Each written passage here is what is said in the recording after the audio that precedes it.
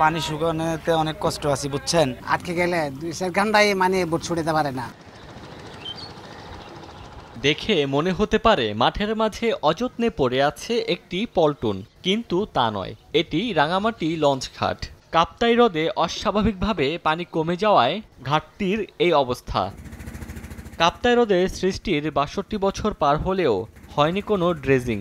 উজান থেকে নেমে আসা পলি জমা হয়ে দেখা দিয়েছে নাব্য সংকট। বিদ্যুৎ উৎপাদনের জন্য অল্প পরিমাণ ছাড়তে হচ্ছে পানি। অন্যদিকে স্বাভাবিক বৃষ্টিপাত না হওয়ায় ব্যাহত হচ্ছে নৌ যোগাযোগ। এতে চরম ভোগান্তির পাশাপাশি বেড়েছে নিত্য প্রয়োজনীয় পণ্যের পরিবহন ব্যয়। পানি বিদ্যুৎ কেন্দ্রের তথ্যমতে বর্তমানে হ্রদে ৭৮ MSL পানি থাকার কথা থাকলেও রয়েছে ৭২ MSL। পানি শুকানোতে অনেক কষ্ট আছে বুঝছেন।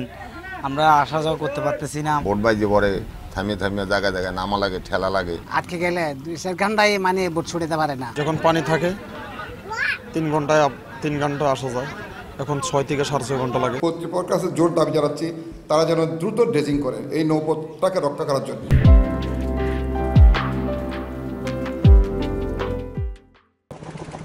কাপ্তাই হ্রদ খননের জন্য একটি প্রস্তাবনা মন্ত্রণালয়ে পাঠানো হয়েছে বলে জানিয়েছেন জেলা প্রশাসক। পানি উন্নয়ন বোর্ড থেকে একটা টিপিপি প্রণয়ন করা হয়েছে। প্রণয়ন করে সেটি মন্ত্রণালয়ে সাবমিট করা হয়েছে। এটা শীঘ্রই হয়তো যাচাই বাছাই এটা হবে, অনুমোদন হবে। অনুমোদন হওয়ার পরে হয়তো সেটি বাস্তবায়িত একনেকে যাবে এবং একনেকে অনুমোদনের পর সেটা তো বাস্তবায়নের দিকে যাবে। রাঙামাটির বাঘাইছড়ি, লংগদু, বরকল, জোড়াছড়ি ও বিলাইছড়ি এই ৫ উপজেলার ৪ লাখ মানুষের যোগাযোগের একমাত্র মাধ্যম এই নৌপথ। সময় সংবাদ, রাঙামাটি।